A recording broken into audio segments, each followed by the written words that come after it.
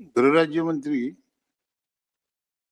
तर तिने पोटतिडकीने जो विषय अजितदादाच्या संदर्भामध्ये मांडला, नाही हे कायद्याच हे नाही नाही तुम्हाला निवेदन, तुमचं निवेदन तुम्ही, मी काय म्हणतो पहिलं ऐका तुम्ही. राज्याचे उपमुख्यमंत्र्यांच्या संदर्भामध्ये महाराष्ट्रामध्ये कुठंच गुन्हा दाखल झाला नाही. नाही भाऊ भाऊ नाही, ते गुन्हा झाला यांच्या नाही नाही भाऊ उपस्थित करून अजितदादाच्या धर्मपत्नी या उपमुख्यमंत्री आहे, तुम्ही विश्वास ठेवणार नाही? एका पत्नीच्या खांद्यावर जेव्हा पती जातो ना, जगाची सारी वजन एकीकडे, असं म्हणणं योग्य नाही आहे.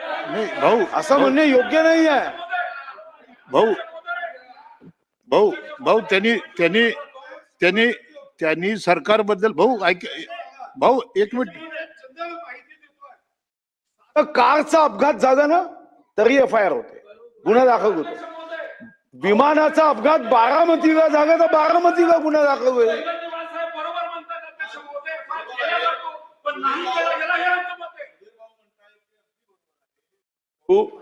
पण या संदर्भात तुम्ही माहिती घ्या. तो नाही, तुम्ही जे म्हटलात ना, तुम्ही माहिती घ्या. अद्याप FIR झालेला नाही.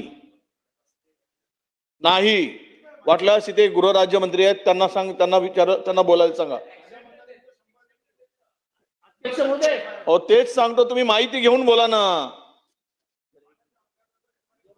अध्यक्ष महोदय, मी कोर्टाचं मोस्ट फेमस जजमेंट आहे ललिता कुमारी. त्या ललिता कुमारीच्या जजमेंटमध्ये असं स्पष्टपणाने म्हटलंय की कोणीही इंडिव्हिज्युअल पोलीस स्टेशनला गेला आणि त्याला जर तो ऑफेन्स कॉग्निझेबल वाटत असेल तर पोलिसांनी तो गुन्हा नोंदवलाच पाहिजे.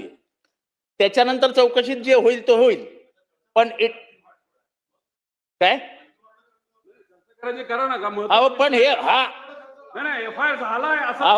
अहो जर चुके हे रेकॉर्डवर आणलं पाहिजे ना की कॉग्निजेबल आहे, तुम्ही आजपर्यंत केलेला नाही. तुम्ही आजपर्यंत हा FIR नोंदवलेला नाही. सुप्रीम कोर्टाने दिलेल्या जजमेंटच्या विरोधात जाऊन तुम्ही वागतात, हे बोलायला नको. अमित साटम. अध्यक्ष महाराज, महाराष्ट्रातील ताज्या बातम्यांसाठी बघत रहा टाइम्स टुडे TV. सोबतच शेअर करा, सबस्क्राईब करा आणि बेल आयकॉन प्रेस करा.